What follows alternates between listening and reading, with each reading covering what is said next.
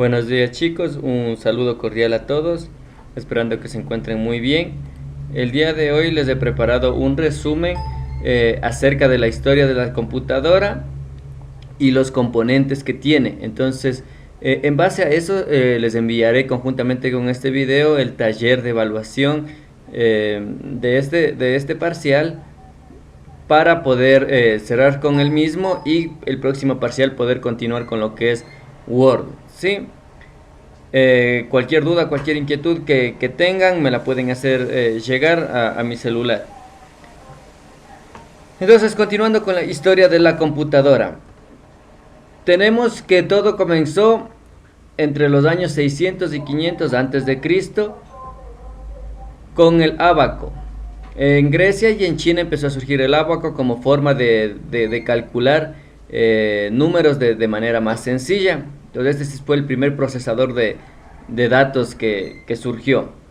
Posteriormente a eso tuvimos la pascalina, como ya bien revisaron, ¿no? A partir de 1642 el francés Pascal se inventó un dispositivo que le permitía calcular números grandes de manera muy sencilla. Eso fue conocido también como la primera calculadora existente, o la calculadora de Pascal.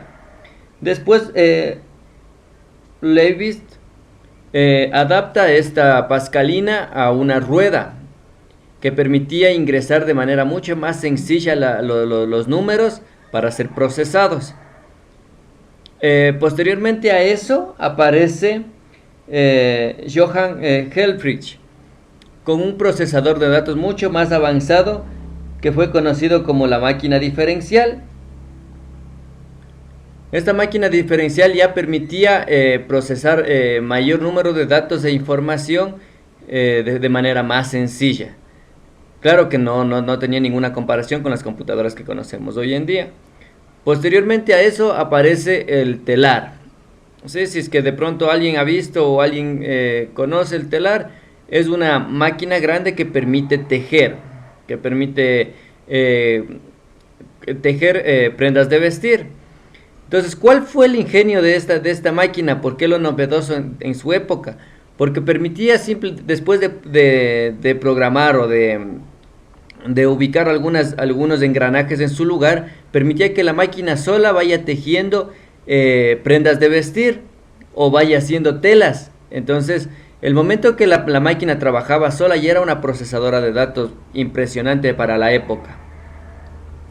Después de 1833 surge Charles Babbage, que diseñó una máquina analítica basada en la de Johann.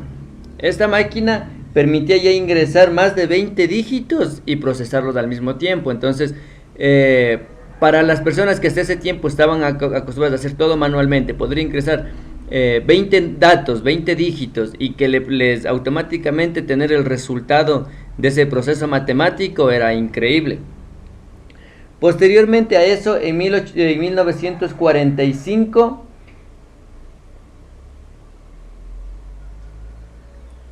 John Newman inventó una máquina que era conocida como la EDVAC. Fue prácticamente la primer computadora que funcionó a electricidad. Si pueden observar en esta parte de aquí, era una computadora enorme que prácticamente utilizaba una habitación completa para poder ubicar todos sus procesadores. Pero lo increíble de esta máquina era que ya funcionaba de manera electrónica, es decir, uno ya presionaba botones, uno ya podía hacerlo de manera más automática, ya no tenía que estar ubicando engranajes ni girando ruedas. Entonces esta computadora empezó ya a ser utilizada en las grandes empresas. Después, posteriormente a esto, surge una empresa llamada IBM. IBM empezó a despuntar en lo que es la fabricación de computadores, siendo la primera fábrica que se especializó en los computadores. Ella creó el lenguaje de programación. ¿Sí? ¿Qué es un lenguaje de programación? Son las instrucciones que un programador ingresaba a una computadora para que la computadora pueda procesar ese lenguaje informático y traducirlo en resultados. ¿sí? Entonces ahí le programaban las funciones que querían que haga, le daban las órdenes a la computadora para que la computadora procese esa información y dé el resultado esperado. De igual manera eran máquinas sumamente enormes. En 1962 surge en la Universidad de Manchester la famosa Atlas, que era una computadora que, si bien es cierto, ya, seguía recibiendo el lenguaje informático que tenía que ser ingresado de parte de un programador, que era lo novedoso, que ya no era tan grande. Ya todos los dispositivos y las memorias se pudieron comprimir en un dispositivo mucho más pequeño. Luego, en 1964, IBM vuelve a sacar otro computador que fue conocido como la IBM 360. ¿Qué era lo novedoso de este computador? Que ya permitía conectarse entre diferentes computadores. Entonces, este computador permitía conectarse entre 6 computadores diferentes y compartir información y poder trabajar todos en la misma base de datos de la computadora. Entonces había una computadora, una matriz, una madre que recibía toda la información de los 6 dispositivos y podían compartirse entre ellos. Eso fue lo más novedoso de esta computadora. Después de esto empieza a surgir ya las computadoras de quinta y sexta generación, de la mano de Steve Jobs. Eso un poquito omite el texto, pues si podemos revisar todo lo que les había dado anteriormente, está en la página 6 y 7 del texto. Steve Jobs, con la ayuda de Steve Wozniak, que fue realmente el creador de la primera computadora portátil, crea ya una computadora que puede ser utilizada por cualquier persona sin necesidad de conocer del lenguaje informático. La primera computadora fue hecha a través de una tarjeta madre que fue conectada a los diferentes dispositivos. El primer monitor que tuvo fue una pantalla de televisión, una televisión de las de esa época, blanco y negro. Le conectaron un teclado y empezaron ya a ingresar caracteres. Ya podían utilizar un teclado muy parecido al que utilizamos el día de hoy, sin necesidad de conocimiento informático. Posteriormente a eso, de la mano de Bill Gates, empiezan a aparecer ya los procesadores de información a través del famoso software. Entonces los software ya empiezan a funcionar y de aquí surge ya las computadoras de quinta y sexta generación, que son las que conocemos actualmente. Entonces, una vez que ya hemos visto cómo ha sido el proceso de haber llegado desde el ábaco, que fue la primera forma de procesar información, a la computadora que tenemos hoy en día, la computadora de la actualidad, que nos permite hacer todas estas funciones, ahora vamos a ver nuestra computadora, qué tiene, cuáles son sus componentes. Entonces, dentro de los componentes de la computadora, vamos a ver que tenemos periféricos de entrada, tenemos periféricos de salida y tenemos periféricos de almacenamiento. Entonces, para entrar a analizar eso, vamos primero a ver cuáles son los elementos de la computadora. ¿Qué tiene una computadora? La computadora primero debe tener una tarjeta madre. ¿Qué es la tarjeta madre? La tarjeta madre es la que nos va a permitir que nosotros podemos realizar cualquier función y esa información va a recorrer por cada uno de los dispositivos de la computadora para darnos una respuesta.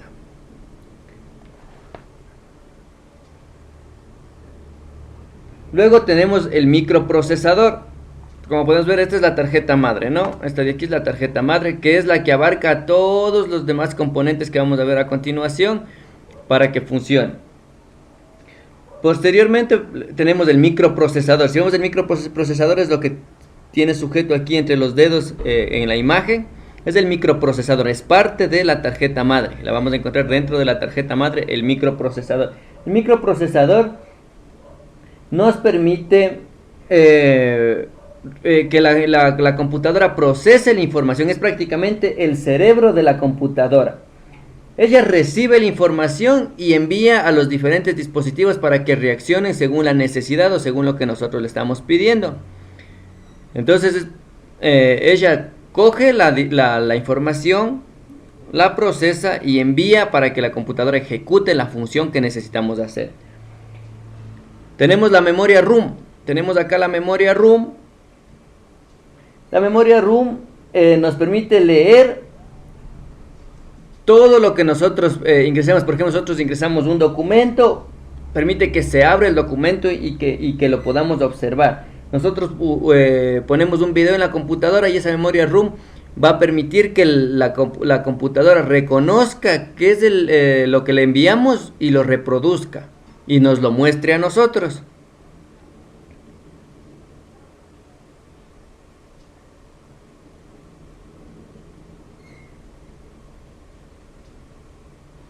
Tenemos la memoria RAM. La memoria RAM lo que nos va a permitir es almacenar toda la información que nosotros tenemos. Aquí en esta memoria RAM se guarda videos, se guarda documentos, se guarda todo lo que ustedes vayan a guardar en la computadora. Está almacenado en esta memoria RAM. Tenemos los puertos. ¿Qué son los puertos? Los puertos son los que nos permiten conectar nuestra computadora a cualquier otro dispositivo. Llámese micrófonos, llámese impresoras, llámese otra pantalla, otro monitor, llámese parlantes, cualquier dispositivo que nosotros queramos conectarlos, se lo conecta a través de los puertos. Sí, tenemos el chasis. El chasis es la parte donde abarca todo la computadora.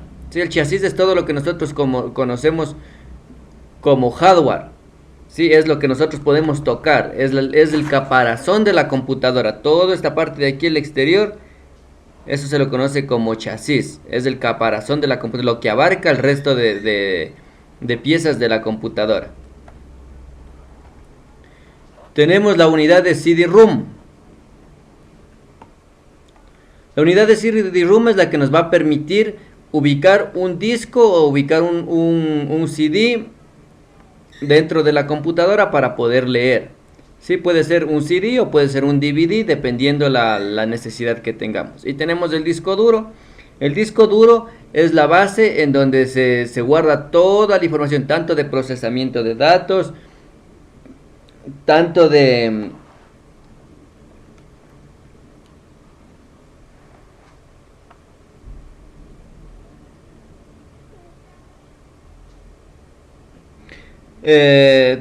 videos, de cualquier cosa que ustedes hayan guardado en la computadora. Ese disco duro es un soporte que le va a permitir recuperarlos en el caso que la computadora se averíe, se dañe. Eso es lo primero que se extrae para recuperar toda la información requerida del computador. Entonces esa es una especie de bodega de almacenamiento de toda la información que nosotros tengamos dentro de la computadora. Ese es nuestro respaldo para cualquier trabajo. Cuando una computadora de pronto se queme, si usted guardó todo eso en ese disco duro, eso se va a conservar. Pero si no está ahí, eso se pierde. Entonces, una vez que hemos visto cuáles son los componentes que tenemos dentro de la computadora, vamos a ver cuáles son los periféricos de entrada. ¿Sí? Los periféricos de entrada son todos aquellos que nos permiten ingresar información a la computadora. Todo lo que nos permite meter a la computadora información. Entonces, ¿cuál es el primer periférico de entrada y el más utilizado? En primer lugar es el teclado. Porque nosotros cuando vamos a ingresar cualquier texto, cualquier información, cualquier cosa, nosotros lo hacemos a través del teclado. Luego tenemos el ratón o mouse, ¿no? Que de igual manera nos permite dar clic, ingresar órdenes y mover el cursor donde nosotros queramos. Entonces, este siempre nos va a servir para ingresar las órdenes y funciones que nosotros queremos hacer. Tenemos el micrófono. De igual manera el micrófono nos va a permitir, como en este momento los micrófonos son los que permiten que yo haga que mi voz salga en la computadora. ¿Sí? Estoy haciendo que mi voz ingrese a la computadora para que luego sea procesada y pueda llegar hacia ustedes. Tenemos del escáner, de igual manera cuando nosotros escaneamos una imagen, una foto, cualquier cosa, nosotros ingresamos esa información, entonces el escáner es un dispositivo de entrada. Tenemos la cámara web, que de igual manera hace que nosotros podemos ingresar nuestra imagen o la imagen de lo que estemos grabando a la computadora. También tenemos las palancas de juegos. Sí, las palancas de juegos que también son conocidas como joystick, ¿no? Los joystick. Entonces, eso también es un dispositivo de entrada porque nos permite a nosotros ingresar la información que estamos o ingresar las órdenes que nosotros queremos hacia la computadora. Ahora vamos a ver los periféricos de salida. Los periféricos de salida tenemos el proyector, la impresora, el monitor, el auricular y los altavoces. ¿Por qué el proyector? Porque nos permite sacar la imagen que salga de la computadora hacia afuera, la imagen que queremos proyectar. La impresora nos permite imprimir los documentos que tenemos en la computadora que salgan hacia afuera. El monitor nos permite que toda la información que esté en la computadora sea proyectada a través de la pantalla. Entonces, los auriculares igual nos van a permitir que los sonidos que estén dentro de la computadora salgan hacia nosotros, de igual forma los altavoces. Entonces, ahí debe ver claramente la diferencia, ¿no? Dispositivos o periféricos de entrada permiten que nosotros pongamos la información en la computadora. Los periféricos y dispositivos de salida permiten que nosotros saquemos la información de la computadora. Así de sencillo. Y tenemos los periféricos que nos permiten guardar la información, o los periféricos de almacenamiento. Estos periféricos de almacenamiento pueden ser estar dentro de la computadora o fuera de la computadora, ¿sí? Por ejemplo, dentro de los periféricos de almacenamiento, como ya vimos, tenemos el disco duro, que es lo que nos va a permitir guardar la información. Tenemos el Blu-ray, que es un CD que nos permite de igual manera guardar la información. Tenemos el disquete, tenemos el CD o el DVD, tenemos un MP3 donde podemos guardar la música, tenemos las flash memory, tenemos los discos. Cualquiera de estos dispositivos donde nosotros podemos guardar información es un periférico de almacenamiento. ¿De acuerdo? Entonces, ese ha sido el resumen de lo que han sido las primeras 15 páginas. Espero que haya estado muy claro, haya estado entendido. Cualquier cosa nos podemos guiar al libro, está desde la página 6 hasta la página 15. Está toda esta información e incluso un poco más detallada, me parece. Entonces, en base a esto vamos a hacer el taller de evaluación.